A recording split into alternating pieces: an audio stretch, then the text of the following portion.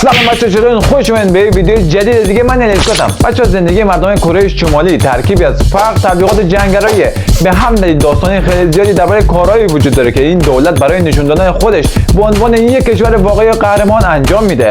کره شمالی نمونه بارز کشوریه که با توهمات و عقاید عجیب یک شخص اداره میشه. برای توی این ویدیو قراره در مورد داستان‌های عجیب و غریب درباره کره شمالی و حقایق درباره فقر و ماهیت عقب ماندگی مردم برای نشون دادن میزان سورئال بودن این کشور نشون بدم. قبل اینکه بریم سراغ این ویدیو، لایک و کامنت و سابسکرایب یادتون نره. آیدی اینستاگرام میذارم این پایین، اگه دوست داشتین بریم فالو کنین. پس بریم سراغ ویدیو. لیتس گو.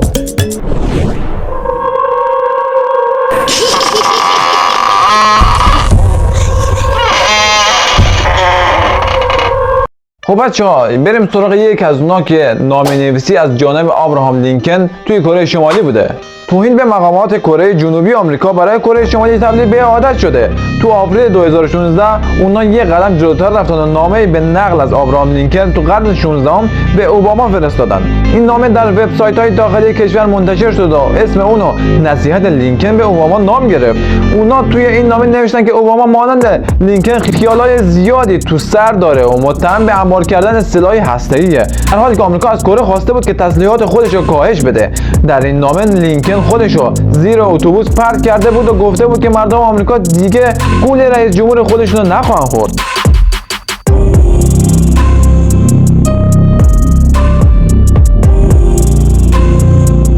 یه شهر قلابی ترسناک توی کره شمالی، روستای مرزی کیجونگدونگ توی کره شمالی، بخش‌های مختلفی مثل پیست‌های ورزشی، خانه و اداره، یه مدرسه، یه برج رادیویی بزرگ، مزارع گندم، خدمات نگهداری، حتی بیمارستان داره. ولی تنها چیزی که این شهر نداره انسان و شهرونده، زیرا این شهر فقط برای ترساندن کره جنوبی ساخته شده. تا سال 2014 کره شمالی از این مکان برای هشدار و تهدید به کره جنوبی استفاده می‌کرد.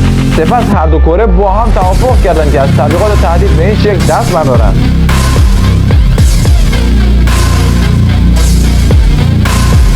تبلیغات منفی و خشن. گردشگران تو کره شمالی از تبلیغات همه‌گیره صحبت میکنن، از تابلوهای تبلیغات بزرگ تا تبلیغات کوچیک که توسط مقامات پیونگیانگ پایتخت کره شمالی اجرا شده.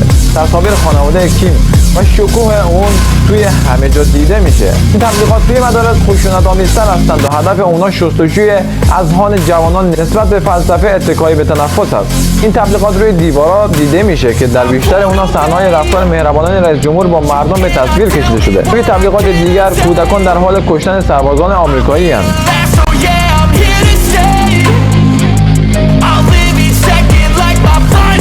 خب بچه‌ها، بعدش استخدام هوادارهای قلابی برای تشویق تیم‌های کره شمالی بوده. قوانین خروج از کره شمالی بسیار سخته، اما این کشور طرفداران زیادی برای تشویق تیم‌های ورزشی خودش تو آفریقای شمالی داره، چرا که اونا از چینی‌ها برای این کار استفاده میکنن. یکی از مسئولین برگزاری مسابقات تو برزیل گفت به ما گفته شده که طرفداران کره شمالی از اهالی این کشور نیستن، اونا چینی‌هایی هستن که برای تشویق کره شمالی پول گرفتن و به اینجا اومدن. نتوانستم کسی رو پیدا کنم که حقیقت ماجرا رو به من بگه. بچه‌ها، بعدیش هم گروگان گرفتن کارگردانان سایر کشورها برای فیلمسازی توی این کشوره. این سانگوک نام آشنا توی صنعت فیلمسازی کره جنوبیه، کسی که توی سال 1976 با فریب به هنگ کنگ آورده شد و نیروهای کره شمالی اونا گروگان گرفتن. سال 1983 هم اون به ملاقات کیم جونگ ایل اومد و متوجه شد که همسر قبلیش رو گروگان گرفته. کین سانگوک تو سال 1986 از کره شمالی گریخت و به هالیوود رفت. او تنها یکی از صدها گروگان چینی، کره‌ای و ژاپنیه که توسط کره شمالی تو دهه‌های اخیر اسیر شده. استخدام 2 ناظر برای هر گردشگر توی کره شمالی. اگه بخواید به عنوان یک گردشگر به کره شمالی برین، باید 2 مباشر همراه خودتون داشته باشین. اونا به شما میگن که با چه کسی حق صحبت دارید، به چه مکانایی میتونید برید، چه کارهایی میتونید انجام بدین و مهمتر از اون اینه که چه کارهایی رو هرگز نباید انجام بدین. حالا چرا 2 ناظر؟ برای اینکه یکی از این ناظران باید مراقب دیگری باشه.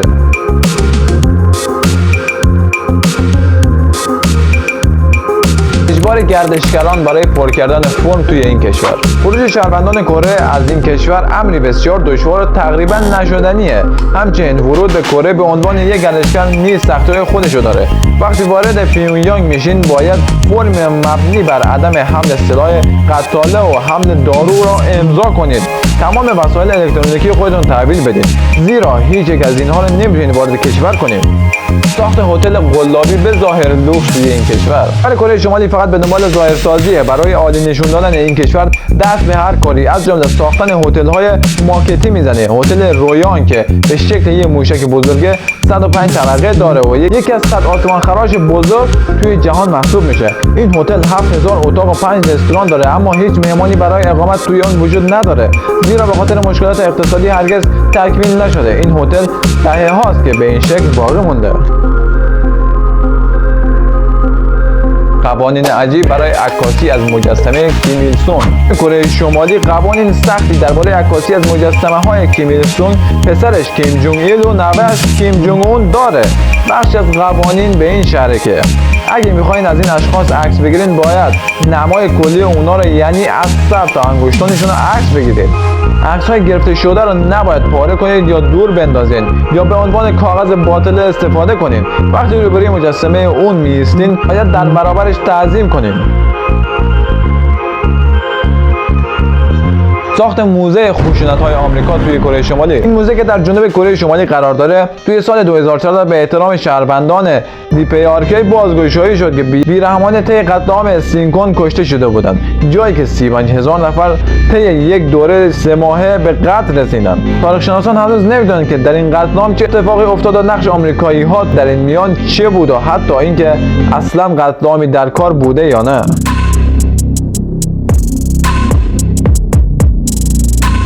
موضوع عجیب دیگه هم اینه که توی انتخابات کره شمالی هیچ کس انتخاب نمیشه. واقعا عجیبه. با وجود دیکتاتوری و فساد دولت کره شمالی، اونا همیشه انتخابات برگزار میکنن که برای نمایش عمومیه. انتخابات پارلمانی هر 5 سال یه بار برای انتخابات افراد عالی دولتی برگزار میشه، اما هر منطقه فقط یک کاندید داره که شخصا توسط کیم جونگ اون انتخاب میشه.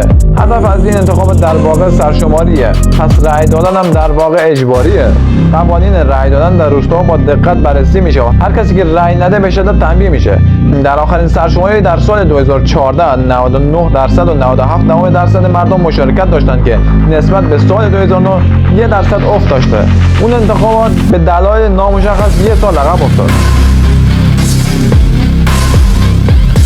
ساخت وبسایت رسمی کره شمالی. که این وبسایت کره که به ظاهر مردمانش را افرادی آزاد نشون میده، میتونه شاهد تصاویر بناهای تاریخی تازه‌های جدید، بحث‌هایی درباره گردشگری و تجارت این کشور به زبان غیر کره‌ای بود.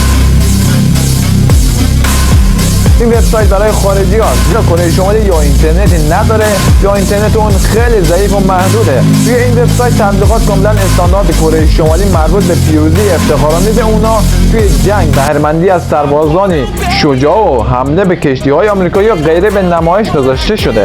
طبیعتاً هیچ کجا اشاره‌ای به کره شمالی نشده و اونا فقط از کلمه کره استفاده کردن. نظر کیم جونگ درباره لباس‌های غربی. کیم جونگ اون در حین آماده‌سازی برای حزب کنگره در ماه می 2016 رأی نهایی را درباره ممنوع بودن پوشیدن لباس‌های غربی توسط کره‌ها اعلام کرد. از جمله مواردی که پلیس حق پیگیری اونا را داره عبارتند از تیشرت، دامن‌های کوتاه، شلوار جینز، سوراخ کردن بدن یعنی همون پیرسینگ و موهای بلند. اون دستور داد که مردان موهای خودش را به سبک اون کوتاه کنند، اما به هیچ عنوان نباید دقیقاً مانند مدل موی او باشه. قانون شامل حال تمام مردم کره، مخصوصاً کسانی که در روستاهای مردین نزدیک به چین زندگی می‌کنند.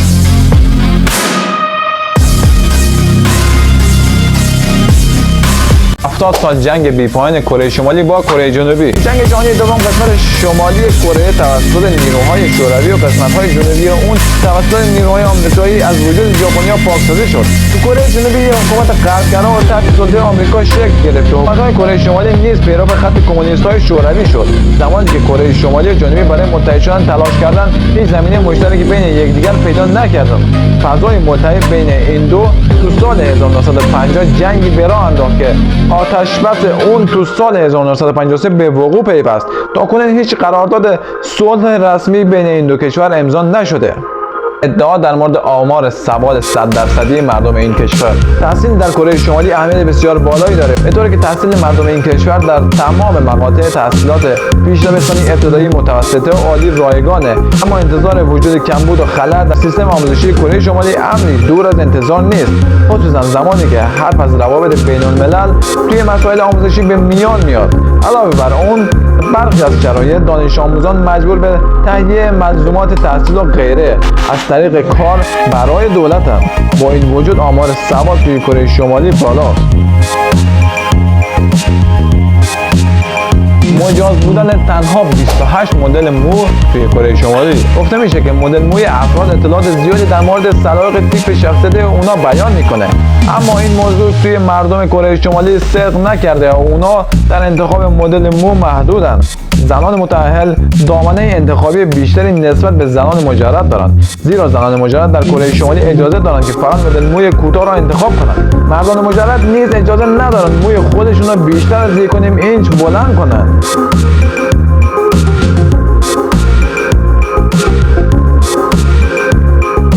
کوتاهی قد مردم کره شمالی نسبت به کره جنوبی. اگرچه در گذشته کره شمالی و کره جنوبی یک کشور بودند و مردم اون نیاکان مشترک دارند. طبق آمار امروزه میانگین قد مردم کره شمالی 2 اینچ کوتاه‌تر از قد مردم کره جنوبیه. محققین اعتقاد دارند که این موضوع به دلیل سوء تغذیه حاکم بر کره شمالیه. طبق آمار جهانی بیش از 6 میلیون نفر از مردم کره شمالی نیاز مفرط به کمک غذایی دارند. دوچرخه‌های پلاکدار توی کره شمالی. تو کره شمالی داشتن دوچرخه هم چندان آسون نیست. شما دوچرخه خود را درست مانند ماشین باید ثبت کنید و پلاک بگیرید. جدا از آن خریدن ماشین توی کره شمالی از محالات به نظر میرسه، زیرا قیمت نجومی اون خرید ماشین را برای بیشتر مردم این کشور به یه رویا تبدیل کرده و فقط افراد ثروتمند و قدرتمند توانایی خرید ماشین رو توی این کشور دارند.